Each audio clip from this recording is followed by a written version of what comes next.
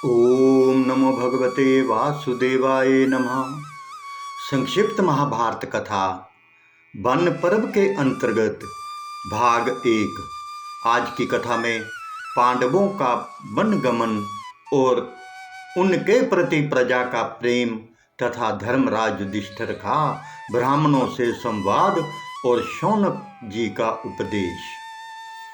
जन्मेजय ने पूछा, महर्षि, दुरात्मा दुर्योधन, दुशासन आदि ने अपने मंत्रियों की सहायता से कपटद्यूत में पांडवों को जीत लिया।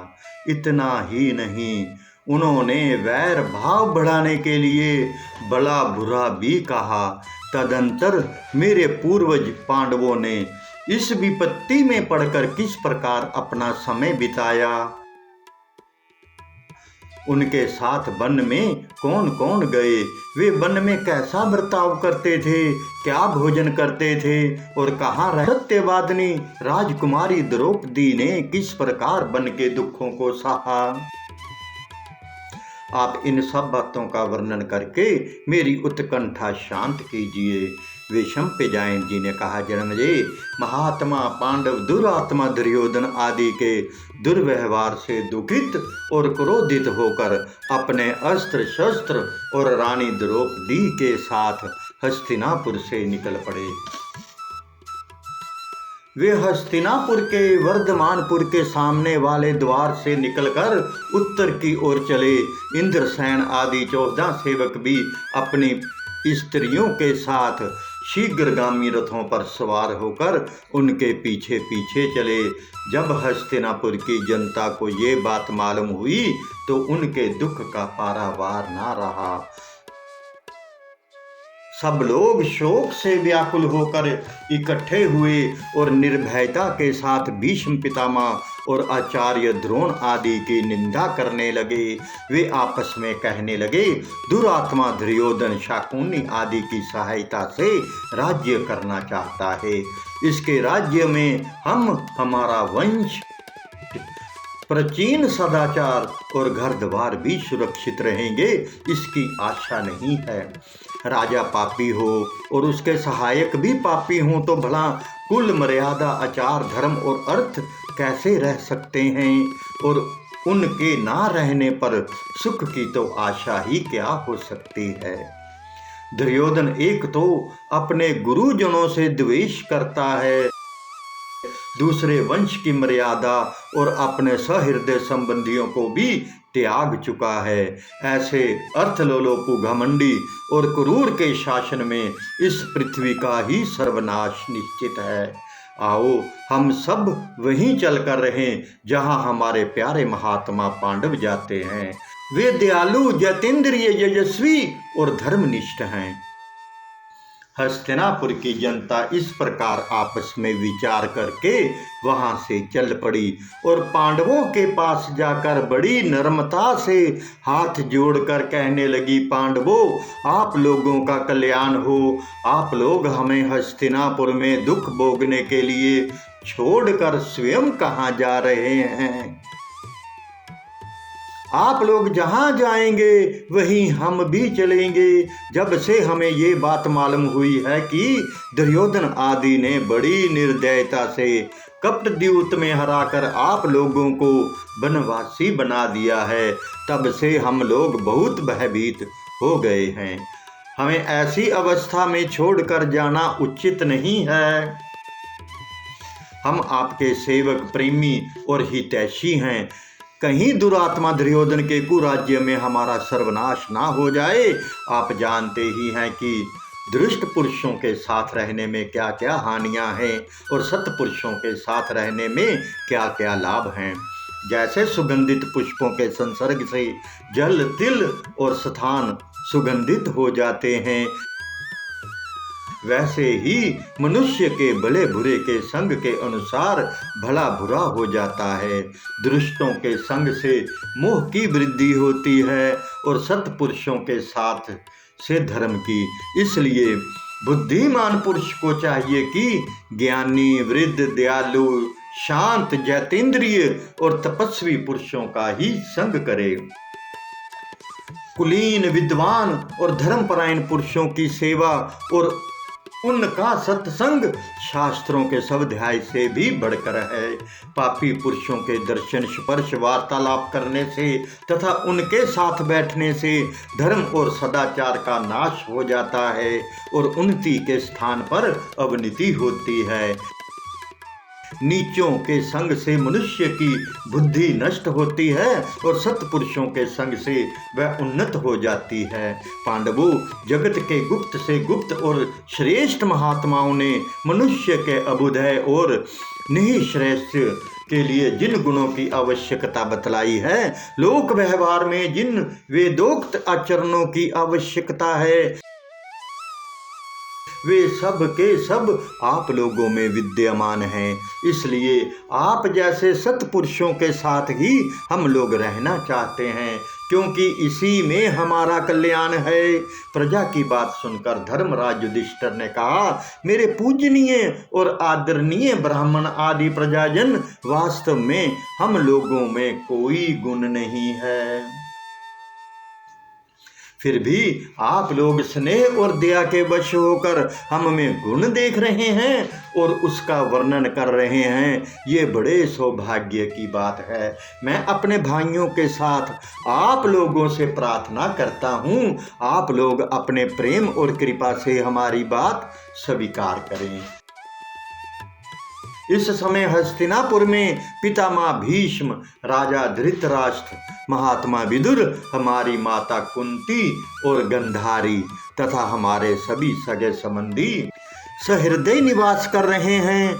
जैसे हमारे लिए आप लोग दुखी हो रहे हैं, वैसे ही उनके हृदय में भी बड़ा शोक, बड़ी वेदना है।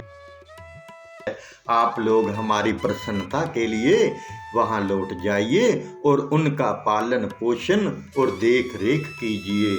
आप लोग बहुत दूर तक आ गए, अब आगे ना चलें। मेरे जो सज्जन संबंधी आप लोगों के पास धरोहर के रूप में रखे हैं, उनके साथ प्रेम का व्यवहार करें। मैं आप लोगों से अपने हृदय की सच्ची बात कह रहा हूँ। उन लोगों की रक्षा ही मेरा सबसे बड़ा काम है। आप लोगों के वैसा करने से मुझे बड़ा संतोष होगा और मैं उसे अपना ही सत्कार समझूंगा।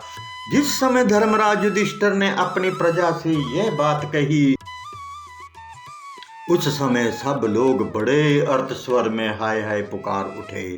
पांडवों के गुण स्वभाव आदि का स्मरण करके उनकी आकुलता की सीमा ना रही और वे इच्छा ना रहने पर भी पांडवों के आग्रह से लौट आए। जब पुरजन लौट गए, तब पांडव रथ पर सवार होकर गंगा तट पर प्रमान नामक बहुत बड़े बरगद के पास आए। उस समय संध्या हो चली थी। वहां उन्होंने हाथ मुंह धोया और केवल जलपान करके ही रात बिताई। उस समय बहुत से ब्राह्मण प्रेमवश पांडवों के पास आए। उनमें बहुत से अग्निहोत्री ब्राह्मण भी थे। उनकी मंडली में बैठकर पांडवों ने विभिन्न प्रकार की चर्चा करते हुए वे रात बिता दी। विषम-पायन जी कहते हैं, जन्मजे रात बीत गई, पांडव नित्य कर्म से निवृत्त हुए। जब उन्होंने वन में जाने की तैयारी की, तब धर्मराज युधिष्ठिर ने ब्राह्मणों से कहा, महात्माओं, इस समय हमारा राज्य लक्ष्मी और सर्वस्व शत्रुओं ने छीन लिया है। हम कंदमूल फल का भोजन करते हुए वन में निवास करने जा रहे हैं। वन में बड़े बड़े विघ्न और बाधाएं हैं, इसलिए आप लोगों को बड़ा कष्ट होगा। इसलिए आप लोग अपने अपने अभीष्ट स्थान को जाएं। ब्राह्मणों ने कहा, राजन, प्रेम के कारण हम लोग आपके साथ रहना चाहते हैं, हमें अपने पास रखने की कृपा कीजिए। धर्मराज, हमारे पालन पोषण के संबंध में आप तनिक भी चिंता ना करें। हम अपने आप अपने भोजन का प्रबंध कर लेंगे और आपके साथ वन में रहेंगे। वहाँ बड़े प्रेम से अपने इष्ट देव का ध्यान करेंगे, जप करेंगे, पूजा करेंगे, उससे आपका कल्याण होगा। वहाँ सुंदर सुंदर कथाएं सुनाकर बड़े सुख से वन में विचरेंगे। धर्मराज ने कहा, महात्माओं, आप लोगों का कहना ठीक है। मैं सर्वदा ब्राह्मणों में ही रहना चाहता हूँ, परंतु इस समय मेरे पास धन नहीं है, इसलिए लाचारी है। भला मैं ये बात कैसे देख सकूँगा कि आप लोग स्वयं अपने भोजन का प्रबंध करें। हाय हाय, मेरे कारण आप लोगों को कितना कष्ट होगा। जब धर्मराज युधिष्ठिर ने इस प्रकार शोक प्रकट किया और उदास होकर पृथ्वी पर बैठ गए, तब आत्मज्ञानी शौनक जी ने उनसे कहा, राजन, अज्ञानी मनुष्यों के सामने प्रतिदिन सैकड़ों और हजारों शोक तथा भय के अवसर आया करते हैं, ज्ञानियों के सामने नहीं। आप जैसे सत्पुरुष ऐसे अवसरों से कर्म बंधन में नहीं पड़ते, वे तो सर्वदा मुक्त ही रहते हैं। आपकी चित्तवृत्ति यम नियम आदि अष्टांग योग से परिपुष्ट है, श्रुति और स्मृति के ज्ञान से संपन्न है। आपकी जैसी अटल बुद्धि जिसे प्राप्त है, वह संपत्ति के नाश से, अन्न वस्त्र आदि के ना मिलने से, घोर से घोर विपत्ति के समय भी दुखी नहीं होता। कोई भी शारीरिक अथवा मानसिक दुख उसे प्रभावित नहीं कर सकता। महात्मा जनक ने जगत को शारीरिक और मानसिक दुख से पीड़ित देखकर उसकी शांति के लिए ये बात कही थी। आप उनके वचन सुनिए। शरीर के दुख के 4 कारण हैं: रोग, दुखद वस्तु का स्पर्श, अधिक परिश्रम और अभिलषित वस्तु का ना मिलना। इन निमित्तों से मन में चिंता हो जाती है और मानसिक दुख ही शारीरिक दुख का रूप धारण कर लेता है। लोहे का गर्म गोला यदि घड़े के जल में डाल दिया जाए तो वह जल भी गर्म हो जाता है। वैसे ही मानसिक पीड़ा से शरीर भी विविध हो जाता है। इसलिए जैसे जल के द्वारा अग्नि को शांत किया जाता है, वैसे ही ज्ञान के द्वारा मन को शांत रखना चाहिए। मन का दुख मिट जाने पर शरीर का दुख भी मिट जाता है। मन के दुखी होने का कारण है स्नेह। स्नेह के कारण ही मनुष्य विषयों में फंसता है और अनेकों प्रकार के दुख भोगने लगता है। स्नेह के कारण ही दुख, भय, शोक आदि विकारों की प्राप्ति होती है। स्नेह के कारण ही विषयों की सत्ता का अनुभव होता है और फिर उनमें राग हो जाता है। विषयों के चिंतन और राग से भी बढ़कर स्नेह ही है। जैसे खोडर की आग सारे वृक्ष को जला डालती है, वैसे ही थोड़ा सा राग धर्म और अर्थ का सत्यानाश कर देता है। विषयों के ना मिलने पर जो अपने को त्यागी कहता है, वह त्यागी नहीं है। वास्तव में सच्चा त्यागी तो वह है जो विषयों के मिलने पर भी उनमें दोष दृष्टि करता है और उनसे दूर रहता है। विरक्त पुरुष द्वेष रहित भी होता है, इसलिए उसे कभी कर्म बंधन में नहीं बंधना पड़ता। जगत में मित्र और धन का संग्रह तो करना चाहिए, परंतु उसमें आसक्ति नहीं करनी चाहिए। विचार के द्वारा स्नेह का त्याग होता है। जैसे कमल के दल पर जल अटल नहीं रह सकता, वैसे ही विवेकी, भगवत प्राप्ति के इच्छुक और आत्मज्ञानी पुरुष के चित्त में स्नेह नहीं टिक सकता। विषयों के दर्शन से उसमें रमणीय बुद्धि होती है, फिर प्रियता मालूम होने लगती है, उसे लेने की इच्छा होती है, मिल जाने पर उसकी चाट लग जाती है और बार बार उसे पाने की तृष्णा होती है। ये तृष्णा ही समस्त पापों का मूल है, उद्वेग की जननी है। अधर्म से पूर्ण और भयंकर है, मूर्ख इसका त्याग नहीं कर सकते। बूढ़े होने पर भी ये बूढ़ी नहीं होती। ये शरीर के साथ मिटने वाली बीमारी है, इसका त्याग करने से ही सच्चा सुख प्राप्त होता है। जैसे लोहे के भीतर प्रवेश करके आग उसका नाश कर देती है, वैसे ही प्राणियों के हृदय में प्रवेश करके ये तृष्णा भी उसका नाश कर देती है और स्वयं कभी नहीं मिटती। जैसे ईंधन अपनी ही आग में भस्म हो जाता है, वैसे ही लोभी पुरुष स्वाभाविक लोभ से ही नष्ट हो जाता है। जैसे प्राणियों के सिर पर मृत्यु का भय सर्वदा सवार रहता है, जैसे धनी पुरुष को राजा, जल, अग्नि, चोर और कुटुंब का भय सदा ही बना रहता है, जैसे मांस को आकाश में पक्षी, भूमि पर हिंसक जीव और जल में मगरमच्छ खा जाते हैं, वैसे ही धनी पुरुष के धन को भी सब कहीं दूसरे लोग ही भोगा करते हैं। मूर्खों की तो बात ही क्या, बड़े बड़े बुद्धिमानों के लिए भी धन अनर्थ का ही कारण है। वे धन से सिद्ध होने वाले फल के लिए कर्म में लग जाते हैं और अपना परम कल्याण करने में असमर्थ हो जाते हैं। सभी प्रकार के धन लोभ, मोह, कंजूसी, घमंड, हेकड़ी, भय और उद्वेग को बढ़ाने वाले हैं। धन के पैदा करने में, रक्षा करने में और खर्च करने में भी बड़ा दुख सहना पड़ता है। धन के लिए लोग एक दूसरे के प्राण ले लेते हैं। यदि धन अपने पास इकट्ठा हो जाए तो वह पाले हुए शत्रु के समान है, उसको छोड़ना भी कठिन हो जाता है। धन की चिंता करना अपना नाश करना है। इसी से अज्ञानी सर्वदा असंतुष्ट रहते हैं और ज्ञानी संतुष्ट। ध्यान की प्यास कभी बुझती नहीं, उसकी ओर से मुंह मोड़ लेना ही परम सुख है। सच्चा संतोष ही परम शांति है। धर्मराज, जवानी, सुंदरता, जीवन रत्नों की राशि, ऐश्वर्य और प्रिय वस्तु तथा व्यक्तियों का समागम सभी अनित्य हैं। बुद्धिमान पुरुष उन्हें कभी नहीं चाहता। इसलिए उचित ये है कि सब प्रकार के संग्रह परिग्रह का परित्याग कर दें और त्याग करने के कारण जो कुछ भी कष्ट उठाना पड़े प्रसन्नता से उठावे। अब तक जगत में कोई भी संग्रही अपने संग्रह के कारण सुखी नहीं देखा गया है। इसलिए महात्मा पुरुष उसी मनुष्य की प्रशंसा करते हैं जो प्रबंध से प्राप्त वस्तु में ही संतुष्ट हैं।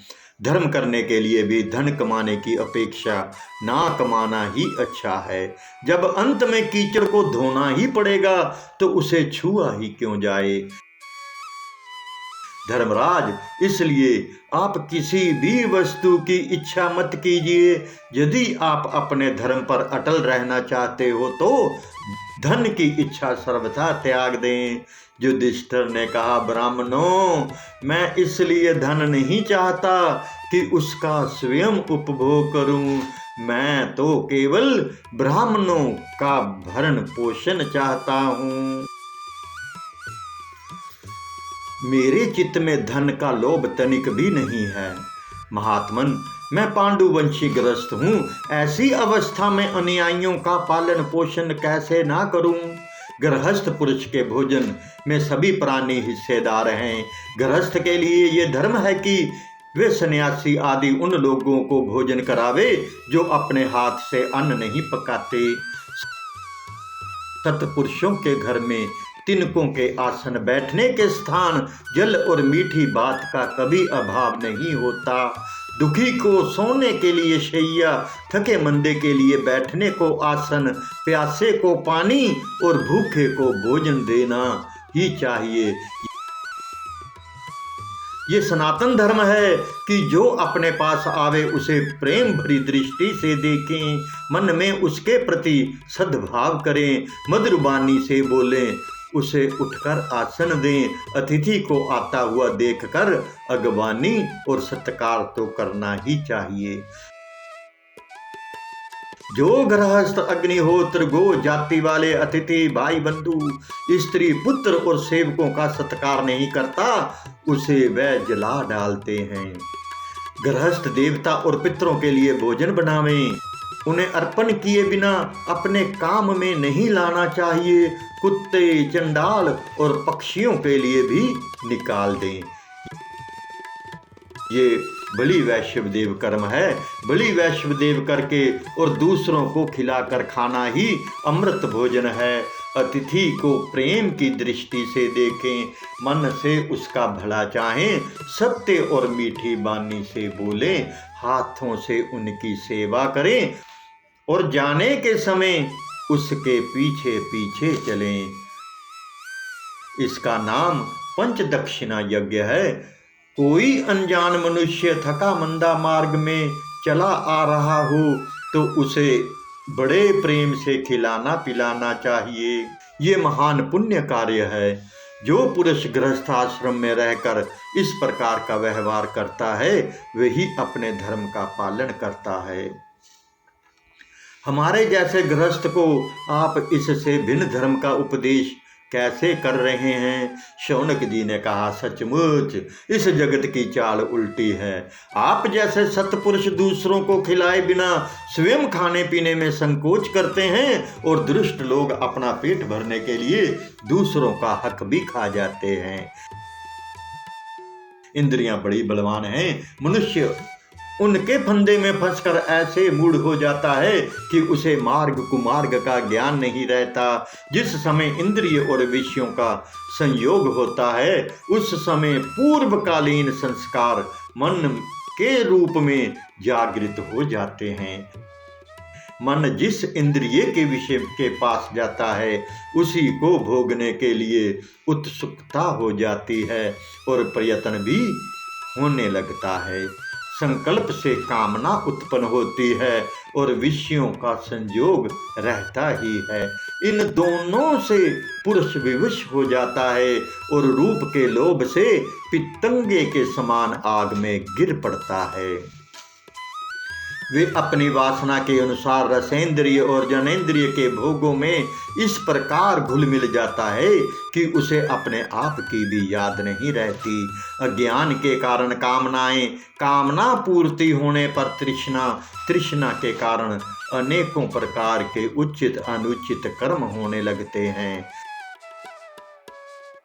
फिर तो कर्मों के अनुसार अनेक योनियों में भटकना अनिवार्य हो जाता है। ब्रह्मा से लेकर तिनके तक जलचर, थलचर और नभचर प्राणियों में उसे चक्कर काटना पड़ता है। यह गति तो बुद्धिहीन विषयासक्त प्राणियों की होती है। जो लोग अपने श्रेष्ठ कर्तव्य का पालन करते हैं और जगत के चक्कर से मुक्त होना चाहते हैं उन बुद्धिमानों की बात सुनिए। कर्म करो और कर्म छोड़ दो, ये दोनों ही बातें वेद आज्ञा हैं। इसलिए कर्म के अधिकारी वेद आज्ञा समझकर ही कर्म करें और उसका त्याग करने वाले भी वेद आज्ञा समझकर ही उसका त्याग करें। कर्म करने और ना करने का प्रवृत्ति और निवृत्ति का आग्रह अपनी बुद्धि के अभिमान पर नहीं करना चाहिए। धर्म के 8 मार्ग हैं, यज्ञ, अध्ययन, दान, तपस्या, सत्य, क्षमा, इंद्रिय निग्रह और निर्लोभता। इनमें पहले 4 कर्म रूप हैं और पिछले 4 मनोभाव रूप। इनका अनुसंधान भी कर्तव्य बुद्धि से अभिमान छोड़कर ही करना चाहिए। जो लोग संसार पर विजय प्राप्त करना चाहते हैं उन्हें भली भांति इन नियमों का पालन करना चाहिए। शुद्ध संकल्प, इंद्रियों पर नियंत्रण, ब्रह्मचर्य, अहिंसा आदि व्रत, गुरुदेव की सेवा, भोजन की शुद्धि और नियमितता, सत्य शास्त्रों का श्रद्धा पूर्वक स्वाध्याय, कर्म फल का परित्याग और चित्त निरोध, इन्हीं नियमों के पालन से बड़े बड़े देवता अपने अपने अधिकार में स्थित हैं। धर्मराज, आप भी इन नियमों और तपस्या के द्वारा ऐसी सिद्धि प्राप्त कीजिए जिससे ब्राह्मणों के भरण पोषण की शक्ति प्राप्त हो जाए। ओम नमो भगवते वासुदेवाय नमः। एक विनम्र निवेदन है कि संपूर्ण महाभारत की रोचक एवं ज्ञानवर्धक कथाओं का आनंद लेने के लिए आप हमारे YouTube चैनल कहना सेवा के साथ जुड़ें तथा अपने सभी मित्रों को भी हमारे चैनल को लाइक और सब्सक्राइब करने के लिए आज ही आमंत्रित करें। आपके मित्र भी इन कथाओं का आनंद लें। धन्यवाद। हरे कृष्ण कृष्ण कृष्ण हरे हरे, हरे राम राम राम हरे हरे। जय श्री कृष्ण।